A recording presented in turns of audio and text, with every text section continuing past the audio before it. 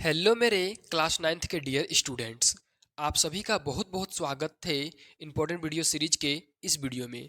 आज का यह जो वीडियो होने वाला है क्लास नाइन्थ के लिए बहुत ज़्यादा इम्पोर्टेंट होने वाला है, क्योंकि इस वीडियो में हम आप लोगों को बहुत ज़्यादा इम्पोर्टेंट क्वेश्चन का सीरीज को बताने वाले हैं, जिसमें हम टोटल 40 क्वेश्चन को लिए हुए हैं। ये जो 40 क्वेश्चन हैं आप लोगों के बोर्ड एग्जाम 2025 के लिए VVI नहीं है, जबकि MVVI है, मतलब most very very important question है। मतलब इन 40 क्वेश्चन को आप अगर देख लेते हैं तो बोर्ड परीक्षा 2025 का सारा क्वेश्चन बनाने में आप लोगों को हेल्प होगा। और बहुत सारा क्वेश्चन तो इसी मॉडल क्वेश्चन पेपर से डायरेक्ट पूछा जाएगा, क्योंकि इसमें जो क्वेश्चन को हम बताने वाले हैं वो कोई एरो गेरो क्वेश्चन नहीं है। ये क्वेश्चन मॉडल क्वेश्चन पेपर से लिया गया है, जो 2020 और 21 के सेशन में जारी किया गया था झारखंड बोर्ड के द्वारा। और ये जो है ये सेट 1 है। तो देरी न करते हुए चलिए वीडियो को शुरू करते हैं। सबसे इम्पॉर्टेंट बात, इस वीडियो में हम लोग क्लास नाइन्थ का साइंस यानी कि विज्ञान का इम्पॉर्टेंट क्वेश्चन देखने वाले हैं। तो चलिए अब हम लोग देखना शुरू करते हैं। देखिए यहाँ पर थोड़ा सा दूसरा टाइप से बनाया गया मॉडल क्वेश्चन पेपर है, लेकिन सारा का सारा क्वेश्चन आप लोग को अच्छे तरीके से समझाएंगे भी। चलिए, एक में क्या है, दूध है। दूध क्या है, द्रव है, ठोस है, गैस है कि बीईसी है, ठीक है ना। बीईसी मतलब बॉस आइंस्टाइन कंडेंसेट, ठीक है ना। ये चौथा अवस्था बताया जा रहा है पदार्थ का। देखिए, द्रव उसको बोलते हैं जिसका आयतन और आकार दोनों में से क्या निश्चित होता है, तो इसका आयतन निश्चित होता है लेकिन आकार नहीं। और दूध यही है, ठीक है। दूध क्या है, एक लिक्विड है यानी कि द्रव है। चलिए नेक्स्ट क्वेश्चन देखते हैं। दूध की जगह आप लोगों को दूसरा कुछ भी दे सकता है, आप लोग को अपना दिमाग से भी आंसर करना है कुछ चीज का। चलिए, 2 नंबर में क्या है, गैस के कणों के बीच आकर्षण बल होता है। ए में है अधिक, बी में है कम, सी में है अत्यधिक और डी में इनमें से कोई नहीं। तो दो का जो सही आंसर होगा ऑप्शन नंबर बी होगा, कम। गैसों के कणों के बीच आकर्षण बल कम होता है। चलिए उसी तरह से हम लोग 3 नंबर का क्वेश्चन देखते हैं। क्या है, बर्फ का एक ऐसा टुकड़ा सॉरी बर्फ का एक टुकड़ा जल की सतह पर तैरते रहता है क्योंकि। देखिए, बर्फ का जो एक टुकड़ा है उसको अगर पानी में डुबाएंगे तो वो पानी की ऊपरी सतह में तैरेगा, ऐसा क्यों होता है। तो चलिए इसका फटाफट हम लोग ऑप्शन देख लेते हैं। ए में क्या बोल रहा है, यह जल से भारी होता है, जो कि गलत है, ठीक है ना। बी में है बर्फ और जल का घनत्व समान है, ये भी गलत है। सी में है बर्फ जल से हल्का है, यही ऑप्शन सही है। बर्फ जो होता है वो जल से हल्का होता है, भले वो दिखता है ठोस, वो अलग की बात है। चलिए चौथा क्वेश्चन देखते हैं। गर्म करने पर गैस का आयतन क्या होगा, ठीक है ना। ए में है बढ़ता है, बी में है घटता है, सी में है अपरिवर्तित रहता है और डी में है इनमें से कोई नहीं। तो 4 नंबर का आप लोगों का सही आंसर होगा बढ़ता है, क्योंकि जब हम लोग गैस को गर्म करेंगे तो और भी ज़्यादा उसका आयतन बढ़ जाएगा, ठीक है। चलिए फिलहाल हम अगला क्वेश्चन देखते हैं, 5वां नंबर। देखिए क्या है 5वां में, निम्नलिखित में से कौन कपड़ा गर्मियों के समय में अधिक आरामदेह होता है। देखिए सवाल पूछा गया है कि कौन सा कपड़ा अगर हम लोग गर्मी में पहनेंगे तो आराम लगेगा। ए में है पॉलिस्टर, जो कि गलत है। बी में सिल्क, जो भी कि गलत है। सी में है सूती, जो कि सही है, ठीक है ना। सूती वस्त्र अगर हम लोग पहनेंगे तो हम लोग को अच्छा लगेगा, आरामदायक लगेगा। चलिए अगला क्वेश्चन देखते हैं, प्रोटॉन, ठीक है ना। प्रोटॉन कण है, प्रोटॉन कण कैसा है। ए में है ऋणावेशित, बी में है धनावेशित, सी में है आवेशहीन और डी में इनमें से कोई नहीं। तो 6 नंबर का सही आंसर हो जाएगा ऑप्शन नंबर बी, धनावेशित, ठीक है। चलिए अगला क्वेश्चन में देखते हैं, 7वां नंबर। 7 में क्या पूछा है, परमाणु भार होता है, ठीक है ना। परमाणु भार इलेक्ट्रॉन और प्रोटॉन के बराबर, बिल्कुल नहीं। ए में दिया है न्यूट्रॉन, 2 में दिया है पी, नहीं बिल्कुल नहीं। सी यानी कि 3 नंबर में दिया है N+P, एन मतलब न्यूट्रॉन और पी मतलब प्रोटॉन। तो परमाणु भार जो होता है न्यूट्रॉन और प्रोटॉन के योग के बराबर होता है, यानी कि ऑप्शन नंबर 3 यानी कि सी सही होगा, ठीक है। चलिए अगला क्वेश्चन लोग देखते हैं, 8वां नंबर। क्या क्वेश्चन पूछा है, परमाणु के नाभिक में कौन से कण उपस्थित होते हैं। देखिए ये है आप लोगों का परमाणु और इसके बीच में होता है नाभिक। तो यहाँ पर कौन सा कण उपस्थित होता है। ए में है इलेक्ट्रॉन और प्रोटॉन, बी में है प्रोटॉन और न्यूट्रॉन, सी में है यानी कि 3 में इलेक्ट्रॉन और न्यूट्रॉन और डी में है इलेक्ट्रॉन प्रोटॉन एवं न्यूट्रॉन, ठीक है ना। तो 8 नंबर का सही आंसर हो जाएगा आपका ऑप्शन नंबर बी, प्रोटॉन एवं न्यूट्रॉन, ठीक है। चलिए इतना हो गया। अगला क्वेश्चन देखते हैं 9 नंबर का। देखिए क्या पूछा है 9 नंबर में, इनमें से कौन अक्रिय गैस है। देखिए यहाँ पर अक्रिय गैस पूछा गया है, ठीक है ना।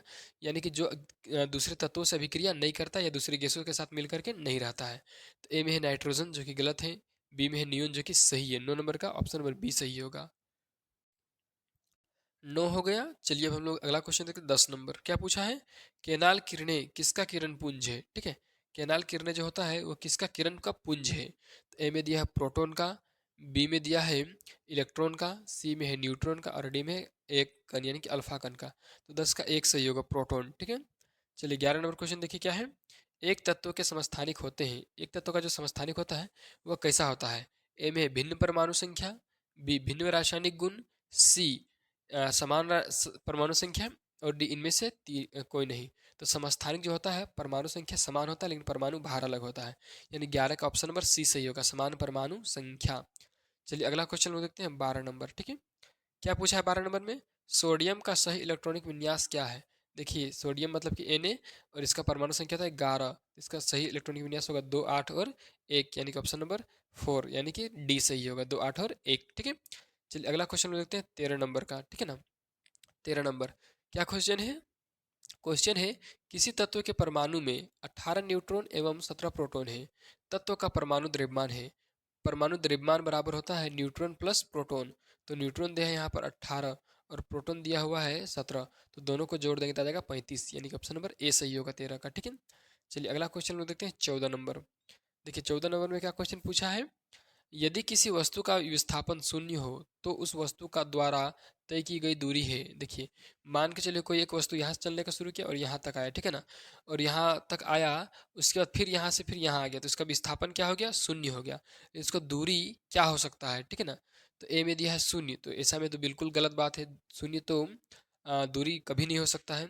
बी नंबर में क्या दिया है, शून्य नहीं, यही ऑप्शन सही है, शून्य नहीं भी हो सकता है। ठीक है ना, और यहाँ पर अगर ध्यान से देखेंगे तो आपको पता चलेगा शून्य अथवा शून्य नहीं भी हो सकता, यानी कि 4 नंबर ऑप्शन सबसे ज्यादा करेक्ट है 14 का, शून्य हो भी सकता है और शून्य नहीं भी हो सकता है। मान के चलिए कोई दूरी तय किया, ठीक है ना, तो दूरी होगा, शून्य नहीं होगा, और अगर दूरी नहीं तय किया तो वो शून्य हो जाएगा।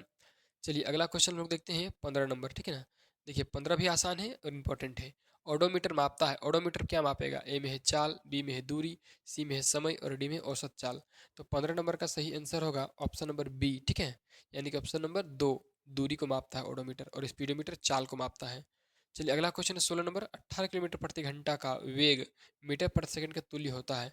देखिए 18 किलोमीटर प्रति घंटा, किलोमीटर प्रति घंटा में दिया है, इसको मीटर प्रति सेकंड में हम लोग चेंज करेंगे। ठीक है ना, तो मीटर प्रति सेकंड में हम लोग चेंज करने के लिए क्या करते हैं, अगर हम लोगों को डाटा दिया है किलोमीटर प्रति घंटा में और मीटर प्रति सेकंड में अगर चेंज करना है तो हम लोग गुना कर देंगे उसको 5/18 से। तो 18 गुना में कर देंगे 5/18, तो देखिए 18 से 18 कट जाएगा, बच जाएगा 5, यानी कि ऑप्शन नंबर यहाँ पर 4 सही होगा। ठीक है ना, क्या दिया है जिसमें 5 दिया, यानी कि ऑप्शन नंबर डी। ठीक है, चलिए 17 नंबर क्वेश्चन देखते हैं क्या है, किसी विशेष दिशा में कण की चाल को उसका क्या कहते हैं। देखिए मान के चलिए यहाँ से चलने का शुरू किया और यहाँ तक चला, ठीक है ना, तो कोई कण चलने का शुरू किया है, ठीक है ना, तो इसका चाल को हम लोग क्या कहेंगे, तो इसको हम लोग वेग बोलेंगे, यानी कि ऑप्शन नंबर एक सही होगा 17 का ए। ठीक है, चलिए 18 नंबर क्वेश्चन देखते हैं क्या है, न्यूटन किसका मात्रक है। ठीक है, ए है बल का, बी है कार्य का, सी त्वरण का और डी वेग का। तो 18 का जो सही आंसर होगा ऑप्शन नंबर ए होगा। ठीक है, यानी कि एक बल का होगा। चलिए अगला क्वेश्चन लोग देखते हैं 19 नंबर। क्या पूछा है, न्यूटन का गति का कौन सा नियम बल की परिभाषा देता है। न्यूटन का गति का 3 नियम है, पहला दूसरा तीसरा और चौथा, सॉरी 3 नियम है तीसरा तक। तो कौन सा नियम बल की परिभाषा देता है, तो बल का परिभाषा देता है आप लोगों का पहला नियम, यानी कि ऑप्शन नंबर ए सही होगा। ठीक है ना, जड़ता या जड़त्व का नियम भी कहा जाता है इसे। चलिए 20 नंबर क्वेश्चन देखते हैं क्या पूछा है, क्या है, ध्वनि तरंगों की चाल सबसे ज्यादा होती है। ध्वनि तरंग का चाल जो होता है सबसे ज्यादा किस में होगा, ए ठोस में, बी द्रव में, सी गैस में और डी तीनों में समान। तो ध्वनि तरंग का जो चाल होता है सबसे ज्यादा ठोस में होता है, यानी कि ऑप्शन नंबर एक सही होगा। चलिए अगला क्वेश्चन लोग देखते हैं 21 नंबर। क्या पूछा है किसमें, देखिए श्रव्य ध्वनि का परास होता है। देखिए ध्वनि 3 प्रकार का होता है, श्रव्य, उसके बाद होता है अश्रव्य, फिर होता है पराश्रव्य। ठीक है, तो जो श्रव्य ध्वनि होता है उसका परास होता है 20 हर्ट्ज से 20,000 हर्ट्ज तक। ठीक है, जो अश्रव्य होता है उसका होता है 20,000 हर्ट्ज से, सॉरी 20,000 से कम। ठीक है ना, 20 हर्ट्ज से कम। और जो पराश्रव्य ध्वनि होता है उसका होता है 20,000 हर्ट्ज से ज़्यादा, यानी कि ऑप्शन नंबर 4 में ये वाला दिया हुआ है। चलिए अगला क्वेश्चन लोग देखते हैं 22 नंबर। क्या पूछा है, आवृत्ति एन तथा तरंगदैर्ध्य लैम्डा वाले तरंग की चाल भी में क्या संबंध है। तो देखिए होता है भी बराबर एन, यानी कि न्यू गुण्य लैम्डा, यानी कि ऑप्शन नंबर एक सही होगा। ठीक है, चलिए अगला क्वेश्चन लोग चलते हैं 23 नंबर का। क्या पूछ रहा है, कार्य का ऐसा ही मात्रक है, तो ये होता है जूल, यानी कि ऑप्शन नंबर एक सही होगा। ठीक है, चलिए अगला क्वेश्चन क्या पूछा है 24 नंबर। ठीक है, सार्वत्रिक गुरुत्वाकर्षण स्थिरांक जी का मान क्या है। देखिए आप लोग को पता होना चाहिए कि एक छोटा जी होता है, ठीक है ना, और एक बड़ा जी होता है। बड़ा जी को हम लोग बोलते हैं सार्वत्रिक गुरुत्वाकर्षण स्थिरांक और छोटा जी को गुरुत्व त्वरण भी बोलते हैं। तो ये जो सार्वत्रिक गुरुत्वाकर्षण का स्थिरांक यानी कि बड़ा जी है, इसका मान होता है 6.67 इंटू 10⁻11 एन स्क्वायर पर के जी स्क्वायर। यहाँ पर आप लोग को ऐसा ही मात्रक भी देखना है, ठीक है। ऑप्शन नंबर इसका बी यानी कि दूसरा सही होगा। चलिए अगला क्वेश्चन लोग देखते हैं 25 नंबर में। देखिए 25 नंबर में क्या पूछा है क्वेश्चन। चार वस्तुएं पी क्यू आर तथा एस के क्रमशः द्रव्यमान 5, 10, 15 तथा 20 kg है, जिसका जड़त्व किसका जड़त्व सबसे अधिक होगा। देखिए सबसे ज़्यादा भारी जो होगा उसी का जड़त्व सबसे ज़्यादा होगा। तो सबसे ज़्यादा भारी यहाँ पर कौन सा होगा, तो लास्ट वाले यानी कि 20 kg। तो 20 kg किसका है, तो एस का है। तो एस कितना नंबर ऑप्शन में है, 4 नंबर, यानी कि ऑप्शन नंबर 4 यानी डी सही होगा, ठीक है। चलिए अगला क्वेश्चन देखते हैं 26 नंबर। क्या पूछा है, निम्न में से कौन सही है। देखिए सही फॉर्मूला को चुनना है। एक फॉर्मूला होता है वी स्क्वायर बराबर यू स्क्वायर प्लस 2as। आप लोगों ने ये फॉर्मूला पढ़ा होगा। जब यू इस पार आ जाएगा तो हो जाएगा V square minus U square बराबर 2s, यानी कि ऑप्शन नंबर 1 का जो क्वेश्चन फॉर्मूला दिया है ये सही होगा। उस तरह से चलिए अगला क्वेश्चन में देखते हैं कितना नंबर, तो 27 नंबर। चलिए 27 नंबर में क्या क्वेश्चन है। आत्महत्या का थैला कहलाता है, यानी कि आत्महत्या का थैला हम लोग किसको कहते हैं। ए में है लवक, बी में है राइबोसोम, सी में लाइसोसोम और डी केंद्रक, ठीक है। तो 27 का सही आंसर होगा आप लोगों का लाइसोसोम, ठीक है, यानी कि ऑप्शन नंबर सी यानी 3 सही होगा। चलिए अगला क्वेश्चन में देते हैं 28 नंबर, ठीक है। क्या पूछा 28 में, कोशिका की खोज किसने की। ए में दिया है रॉबर्ट हुक, जो कि सही आंसर है। ऑप्शन नंबर 1 कितना में आप लोग ऑप्शन सही ऑप्शन करेक्ट कमेंट करके बताइए कि रॉबर्ट हुक ने कोशिका का खोज कितना ईस्वी में किया था। वह भी मरा हुआ कोशिका, जीवित कोशिका एंटोनी लॉन लुवेनहॉक के द्वारा खोजा गया था। चलिए आगे देखिए क्वेश्चन नंबर कितना 29 नंबर, ठीक है ना। क्या पूछा है, जीन बने होते हैं, जीन किसके बने होते हैं, ठीक है ना। ए में है डीएनए के खंड से, बी में है माइटोकॉन्ड्रिया और राजधानी से, सी में है लाइसोसोम से और डी में है क्रोमेटिन से। तो 29 का सही आंसर हो जाएगा आप लोगों का ऑप्शन नंबर ए, ठीक है, डीएनए के खंड से। चलिए अगला क्वेश्चन देखते हैं हम लोग 30 नंबर। क्या पूछा है, रंगीन प्लास्टिड को कहते हैं, रंगीन प्लास्टिड को हम लोग क्या कहते हैं। ए में है ल्यूकोप्लास्ट, बी है क्लोरोप्लास्ट, सी है क्रोमोप्लास्ट और डी है इनमें से कोई नहीं। तो ये जो रंगीन प्लास्टिड होता है उसको हम लोग बोलते हैं क्रोमोप्लास्ट, यानी कि ऑप्शन नंबर सी सही होगा, यानी कि 3। चलिए हम लोग चलते हैं अब 31 नंबर। 31 नंबर क्या क्वेश्चन है, तो 31 नंबर में पूछा है रक्त क्या है, ठीक है, व्हाट इज ब्लड। तो 1 नंबर में दिया है तरल संयोजी उत्तक, बी में है अस्थायी उत्तक, सी में है वर्षीय उत्तक और डी में है हरित लवक। तो ए का एक 31 का ऑप्शन ए सही होगा, यानी कि एक तरल संयोजी उत्तक है, ठीक है, तरल होता है और इसमें बहुत सारा चीज जुड़ा होता है इसलिए संयोजी और ये उत्तक है। चलिए अगला क्वेश्चन लोग चलते हैं 32 नंबर। क्या क्वेश्चन पूछा है 32 में, रतौंधी कैसा रोग है। ए में है अनुवांशिक रोग, बी में है हार्मोनों की गड़बड़ी से उत्पन्न रोग, सी में है कुपोषण से उत्पन्न रोग और डी में है विटामिन ए की कमी से उत्पन्न रोग। तो 32 का सही आंसर हो जाएगा आपका option number D, vitamin A की कमी से उत्पन्न रोग। चलिए अगला क्वेश्चन लोग देखते हैं 33 नंबर। क्या पूछा है, कॉर्क कोशिकाओं में पाया जाता है, कॉर्क कोशिकाओं में क्या पाया जाता है। ए में है लेटेक्स, बी में है सेल्यूलोज, सी में है सुब्रीन और डी में है लिग्निन। तो 33 का सही आंसर हो जाएगा आप लोगों का सुब्रीन, यानी कि ऑप्शन नंबर सी 3, ठीक है। चलिए अगला क्वेश्चन चलते हैं हम लोग 34 नंबर। क्या पूछा है 34 में, शरीर का बाहरी और भीतरी रक्षक आवरण बनते हैं। देखिए यह है शरीर और यह है बाहरी आवरण और यह है भीतरी आवरण, ठीक है ना। ये रक्षक किससे बने होते हैं। तो ए में दिया है संवेदी उत्तक, बी में है एपिथेलियम उत्तक, सी में है संयोजी उत्तक और डी में है कंकाल उत्तक। तो इसका सही आंसर हो जाएगा आपका एपिथेलियमी उत्तक, यानी कि ऑप्शन नंबर 2। चलिए अगला क्वेश्चन देखते हैं 35 नंबर का। क्या पूछा है, एनीमिया नामक बीमारी किस पोषक तत्व की कमी से होती है, ठीक है। तो एनीमिया किसकी कमी से होता है, तो आयरन की कमी से, यानी कि ऑप्शन नंबर 2 सही होगा, ठीक है, 35 का 2। चलिए अगला क्वेश्चन देखते हैं 36 में। एक दीर्घकालिक रोग है, दीर्घकालिक रोग मतलब लंबा समय तक चलने वाला रोग। ए में है मलेरिया, बी में है एक्जिमा और नीचे जो ऑप्शन है वो भी गलत है, क्योंकि हम देखें इसका 2 नंबर ऑप्शन एक्जिमा सही है, जिसमें बहुत सारा घाव इत्यादि हो जाता है, जख्म, ठीक है ना।